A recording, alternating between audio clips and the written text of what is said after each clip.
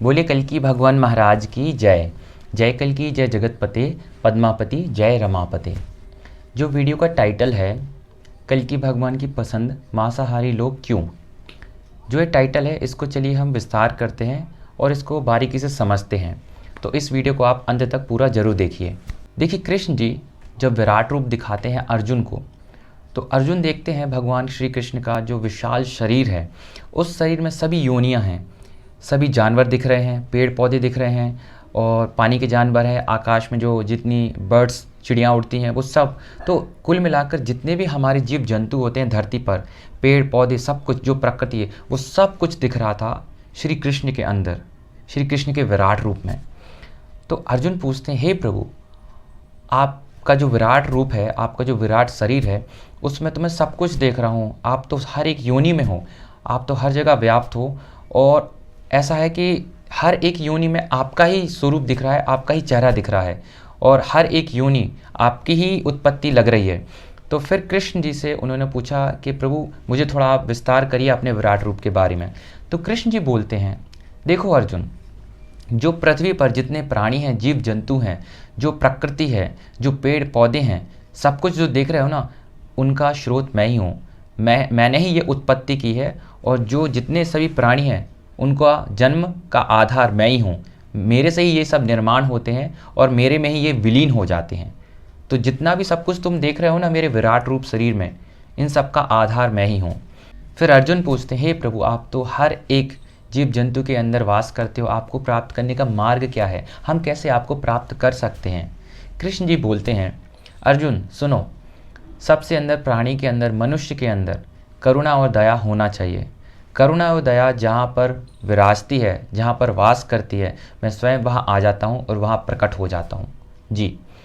तो कृष्ण जी यहाँ पर उपदेश दे के कह रहे हैं कि जिस व्यक्ति के अंदर करुणा और दया है वो सर्वप्रथम भगवान को पा लेता है। तो फिर अर्जुन बोलते हैं, हे प्रभु, जो पृथ्वी पर जो मनुष्य होते हैं, जो जीव जंतु होते हैं, जो मनुष्य है, मनुष्य अपनी भूख के वश या अपने स्वाद के वश जीव जंतु की हत्या करते हैं, उनका मांस खाते हैं और वो मांस भक्षण करते हैं। तो उनका क्या है प्रभु बताइए। तो प्रभु कृष्ण जी बोलते हैं, ये लोग जितने भी जो मांस खाते हैं दूसरे प्राणी का, ये तामसिक प्रवृत्ति के होते हैं और जो इस प्रकार का कर्म करते हैं तो वो पाप योनि में जाते हैं। अर्जुन बोलते हैं, हे प्रभु, पर ये तो आपकी पूजा करते हैं। तो फिर श्री कृष्ण बोलते हैं कि देखिए, जो ये कुकर्म कर रहे हैं, जीव हत्या कर रहे हैं और अपना पेट और अपना स्वाद और अपनी भूख को मिटा रहे हैं, दूसरे के जीव को मार के और जीव जंतु को जो ये लोग उनका मांस खा रहे हैं, तो क्या कर रहे हैं, ये लोग अपनी आत्मा का पतन कर रहे हैं और ये अपनी पाप योनि में अपने आप को झोंक रहे हैं। तो जो चूँकि ये लोग पूजा कर रहे हैं तो इनको उसका आगे फल मिलेगा, लेकिन जो ये पाप कर रहे हैं उसका उसके हिसाब से योनि डिसाइड हो गई है। जैसा जो इन्होंने कर्म किया है उसके अनुसार उनको जो योनि है उस योनि में इनको जाना पड़ेगा। बिल्कुल। एक चीज़ और देखने को आई है, जो लोग जो मांस खा रहे हैं और दूसरे साथ ये पूजा पाठ कर रहे हैं, तो इनकी जो पूजा है ना वो क्रेडिट नहीं हो रही है। जो ऊपर अकाउंट है उन अकाउंट में इनकी पूजा नहीं जा रही है, क्योंकि एक हाथ से ये पाप कर रहे हैं, एक हाथ से ये पूजा करके पुण्य कमा रहे हैं। तो ये इनका यहीं पर यहीं कट रहा है, इनका नील हो रहा है, वहाँ ऊपर कुछ नहीं जमा हो रहा है। अब चूँकि जो इनके पूर्व जन्म के कर्म है उसके अनुसार इनको योनि मिलेगी। क्या आपने कभी सोचा है, हमारे रामचंद्र जी 14 वर्ष का वनवास लिए थे और 14 वर्ष के वनवास के दौरान इन्होंने जंगल जंगल भटके थे प्रभु राम जी। तो क्या इन्होंने कभी मांस मच्छी खाया है क्या, आप बताइए। लक्ष्मण जी के साथ थे तो ये वन में भटके थे, हर जगह पर थे, तो क्या इन्होंने मांस खाया है बताइए। क्या हमारे हनुमान जी ने मांस मच्छी खाई है क्या, क्या हमारे कृष्ण जी ने मांस मच्छी खाई है क्या, आप खुद बताइए। तो जो लोग जीव हत्या करते हैं, मुर्गा, मच्छी, बकरा, गाय का जो मांस है, ये सब खाते हैं, तो इसके पीछे का कारण क्या है, क्या है इसके पीछे का कारण। इसके पीछे का कारण है टेस्ट।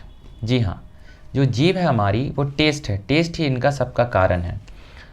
देखिए, जब ये खाते हैं तो पहली बात तो इनके अंदर बौद्धिक विकास नहीं है और इनका बौद्धिक स्तर मर चुका है। और चूँकि ये जीव के स्वाद के पीछे खा रहे हैं तो इनको ये भी नहीं लगता कि 2 घंटे बाद ये पूरा पच जाएगा और 2 घंटे बाद फिर इनको भूख लगेगी। लेकिन इन्होंने स्वाद के चक्कर में, अपने टेस्ट के चक्कर में, अपने पेट की भूख के चक्कर में एक जीव जंतु की आपने हत्या कर दी, उसका मर्डर कर दिया और आप उसको बड़े चाव से भूंज कर तला के उसको खा रहे हो। ये साक्षात आप पाप की गठरी इकट्ठी कर रहे हो। अब देखिए, समाज में हमारे चारों ओर कुछ प्राणी ऐसे भी मिलेंगे जो चिलम पीते हैं और भोले शंकर को बदनाम करते हैं, है ना। भोले शंकर को बदनाम करते हैं कि हमारे भोले शंकर भी क्या है, ये गांजा, ये फुक्की, ये चिलम पीते हैं। आपको बताना चाहूँगा, जो हमारे भोलेनाथ हैं वो सृष्टि के पालनहार है। सृष्टि की उत्पत्ति भोलेनाथ जी से हुई है। भोलेनाथ जी का जो दूसरा स्वरूप है वो कौन सा स्वरूप है बताएं आपको? ये नारायण का स्वरूप है।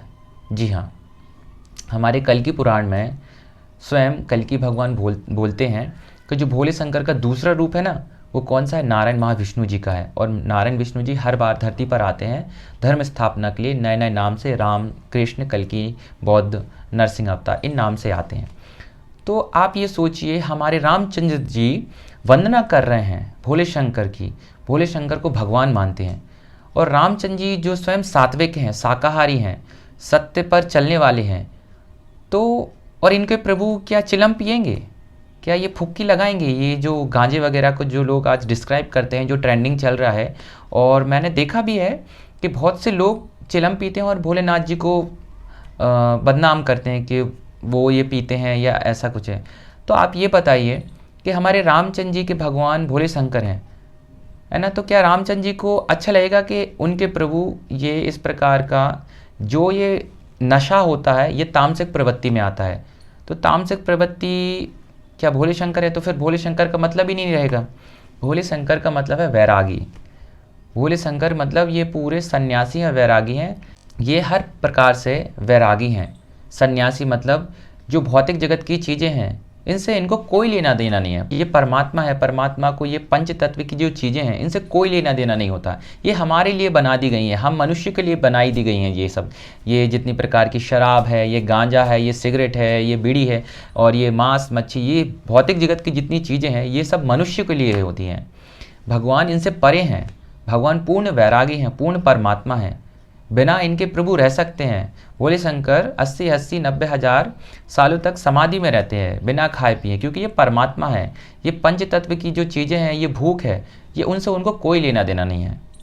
तो कहने का तात्पर्य ये है, जो भगवत गीता स्वयं कृष्ण जी बता रहे हैं और वहाँ पर भोले शंकर भगवत गीता सुना रहे हैं पार्वती जी को, तो साक्षात भोले शंकर और कृष्ण जी एक ही हैं, क्योंकि कृष्ण जी विष्णु जी का दूसरा अवतार हैं और स्वयं विष्णु जी ही एक रूप हैं। किनका? भोले शंकर का। तो भोले शंकर और कृष्ण जी दोनों एक ही हैं। तो जो भगवत गीता है वो सभी देवी देवता, सभी भगवान के लिए अप्लाइड है।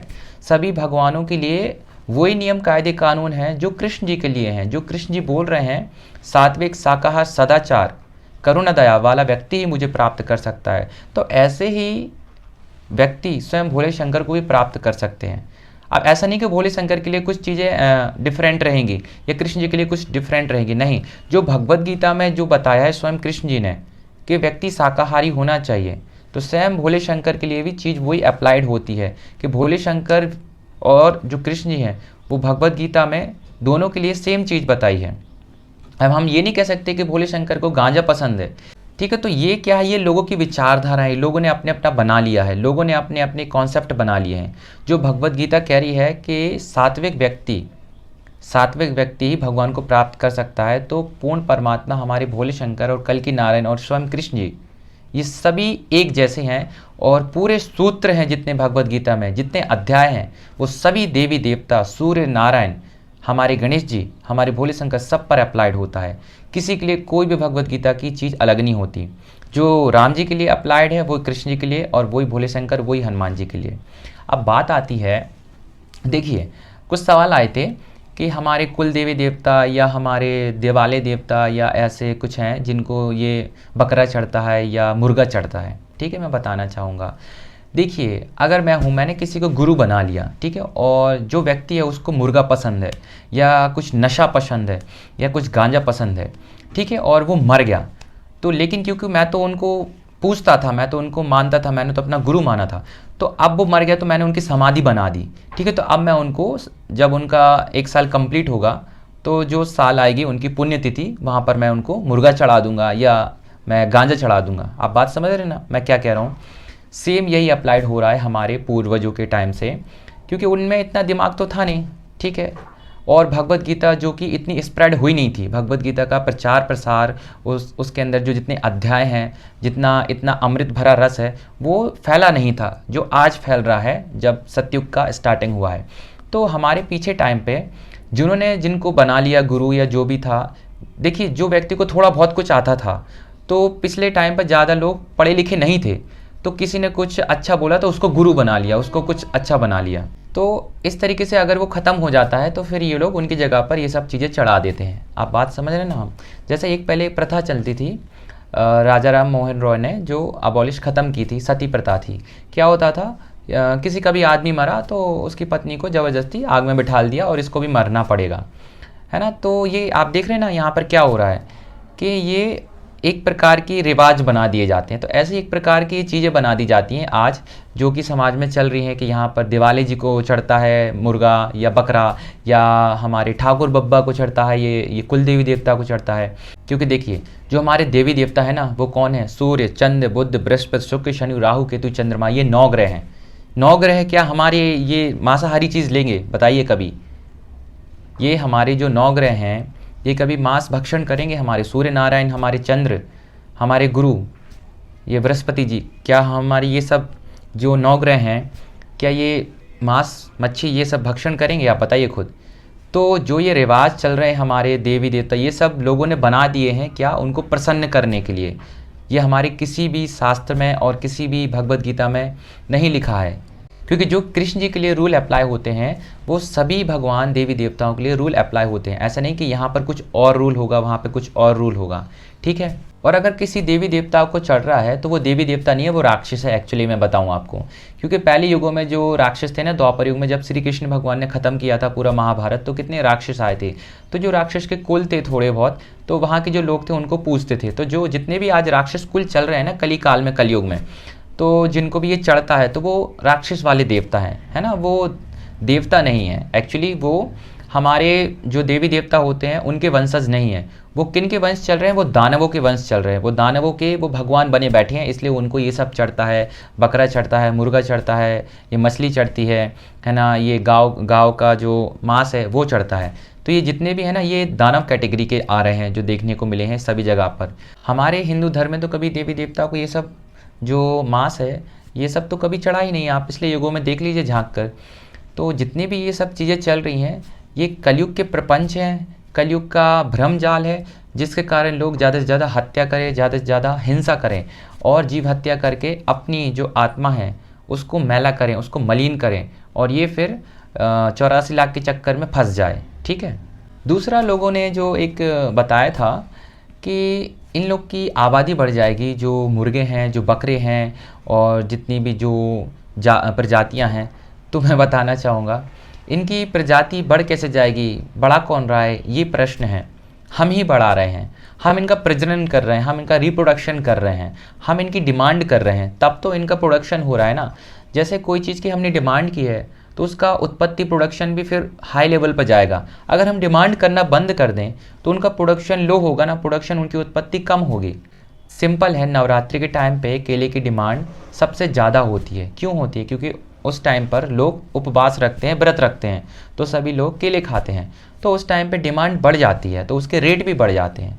तो आप बात समझ रहे हैं ना कि यहाँ पे डिमांड कौन कर रहा है? मुर्गा मच्छी की, अंडे की हम डिमांड कर रहे हैं, इसलिए उनका प्रोडक्शन हो रहा है। ये इनकी आबादी नहीं बढ़ जाएगी। हम ही ने इनके पोल्ट्री फार्म खोल लिए हैं, मछली पालन कर लिया है, हमने जो ये जगह थी गाय के चरने की, चारे की, वो हड़प ली है, और यहाँ पर मुर्गा पालन, मच्छी पालन और ये सब प्रकार के हमने प्रपंच रच के हम ये बोलते हैं कि इनकी आबादी बढ़ जाएगी। कैसे आबादी बढ़ जाएगी आप बताइए? हम खा रहे हैं, हम डिमांड कर रहे हैं और प्रोडक्शन वहाँ पर हाई लेवल पर जा रहा है, तो यहाँ पर कौन अपराधी है? हम अपराधी हैं ना, हम डिमांड कर रहे हैं। अगर हम वहीं पर गाय दूध पिएं या फिर हम शाकाहारी चीज़ें खाएं तो कैसे होगा बताइए? तो फिर इनकी आबादी बढ़ पाएगी क्या? जो डिमांड कर रहा है वास्तव में वही अपराधी होता है, क्योंकि उसको अपने स्वाद के चक्कर में जीव हत्या करनी है। अब जो लोग हैं वो तो प्रजनन करेंगे, वो तो रिप्रोडक्शन करेंगे, क्योंकि उनको भी प्रॉफिट कमाना है, उनको भी पैसे अपनी बैंक बैलेंस भरना है। तो यहाँ पर सबसे बड़े मुजरिम कौन है? जो व्यक्ति डिमांड करता है, जो व्यक्ति खाते हैं। देखिए जो लोग ये जीव हत्या कर रहे हैं, मुर्गा मच्छी खा रहे हैं और ये बकरा खा रहे हैं, तो देखिए आपने ये तो जान लिया होगा गरुड़ पुराण में सब चीज़ का, हर एक कर्म का उसका फल लिखा है। चूँकि ये अपने टेस्ट के पीछे कर रहे हैं, और टेस्ट आप खुद देखिए कि देखिए उन्होंने मुंह में रखा और भूख तो उनको बाद में लगेगी ही। ऐसा तो है नहीं कि उनकी भूख शांत हो गई, ऐसा तो है नहीं कि आपने खाया आज और एक हफ्ते तक आप फुल हो गए, नहीं, भूख कल फिर लगेगी, परसों फिर लगेगी। तो इस भूख के चक्कर में आपने, इस टेस्ट के चक्कर में उस जीव हत्या कर बैठी, उस जीव का आपने प्राण पूरे हरण कर लिए और उसको मौत के घाट उतार दिया, आपने उसका मर्डर कर दिया। मैं आपको बताना चाहूँगा इससे अच्छी अच्छी चीज़ें हमारे पास वेजिटेरियन में, हमारे शाकाहारी में है ना। आपको ये है कि इनको छोड़ना नहीं है, आप मुर्गा मच्छी को छोड़ना नहीं है, आपको अंडे को छोड़ना नहीं है, आपको बकरी को छोड़ना नहीं है। क्या करना है? छोड़ने पर आएंगे तो वो आपसे छूटेगा नहीं, बिल्कुल। तो क्या है, आपको शाकाहारी चीज़ें स्टार्ट करनी है, जो अभी तक खा रहे हैं उसको रिप्लेस करना है, उसको बदलना है शाकाहारी चीज़ों में, ठीक है। आप पनीर खाइए, आलू के पराठे खाइए, टमाटर की चटनी साइड आलू के पराठे खाइए, ढोकला खाइए। बताइए कितनी अच्छी अच्छी चीज़ें हमारे पास। हाँ, बढ़िया पापड़, बढ़िया सलाद, बढ़िया आप आलू गोंडा, बहुत कितनी सारी चीज़ें हम उनको बना के, जैसा हम मुर्गा मच्छी के लिए माहौल बनाते ना, बिल्कुल सलाद, सैलेड और पापड़ और नमक और प्याज और ककड़ी और पूरा मतलब हम माहौल बना के खाते हैं, वैसा आप शाकाहारी चीज़ बनाएं और पूरा माहौल बना के खाएं। क्या दिक्कत है? क्या जा रहा है बताइए। लेकिन आप जीव हत्या जो कर रहे हैं, ये इतना बड़ा पाप है कि आपने साक्षात प्राणी जो होते हैं, हमारे जीवात्मा होती है, उसका आपने वध कर दिया और उसको मौत के घाट उतार दिया। तो हमारे पास बहुत सारी वेजिटेरियन चीज़ें हैं, शाकाहारी चीज़ें हैं, उनको खा के आप अपनी भूख को शांत कर सकते हैं। हमारे कितनी अच्छी अच्छी चीज़ें हमारे पास, कितनी बेहतरीन बेहतरीन चीज़ें हैं, जितना कम रेट में आप बहुत ज़्यादा से ज़्यादा खा सकते हैं, ज़्यादा मात्रा में, और बहुत ज़्यादा ये टेस्टी होगा। बिल्कुल आप डिफरेंट डिफरेंट प्रकार से पुलाव बना सकते हैं, डिफरेंट डिफरेंट आप चीज़ें जो है मार्केट में वो घर ला के बना सकते हैं। उनकी मात्रा ज़्यादा होगी तो आप ज़्यादा खा सकते हैं। क्या दिक्कत है बताइए आप शाकाहारी होने में?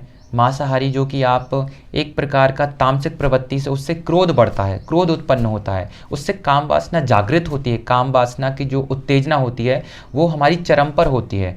जो मांसाहारी चीज़ें हैं वो खाने से बहुत सारी बीमारियां फैलती हैं, हमारे ब्लड प्रेशर बढ़ता है, हमारे अंदर उग्रता जो आती है, क्रोध की उग्रता आती है, काम वासना की, और जो हमारे अंदर वेग आता है, जो एक प्रकार का क्रोध, एक प्रकार का कुछ भी चीज़ें करने का, तो ये सब क्या है? तामसिक प्रवृत्ति, तामसिक खाने से होता है। बिल्कुल देखिए, तो भविष्यमालिका पुराण में लिखा है, और चूँकि धर्म स्थापना का समय तो चल ही रहा है, कल्कि भगवान का आगमन का, और उसमें लिखा है और वर्णन भी है कि जो लोग मांस, मंदिरा, मुर्गा, मच्छी, गौ हत्या है ना, बकरा, ये जो जितनी भी हत्या कर रहे हैं और जो अपना पेट भर रहे हैं, इनको खा के अपना टेस्ट मिटा रहे हैं, टेस्ट की जो भूख है वो शांत कर रहे हैं, उनका क्या होने वाला है विस्तार से बताया है।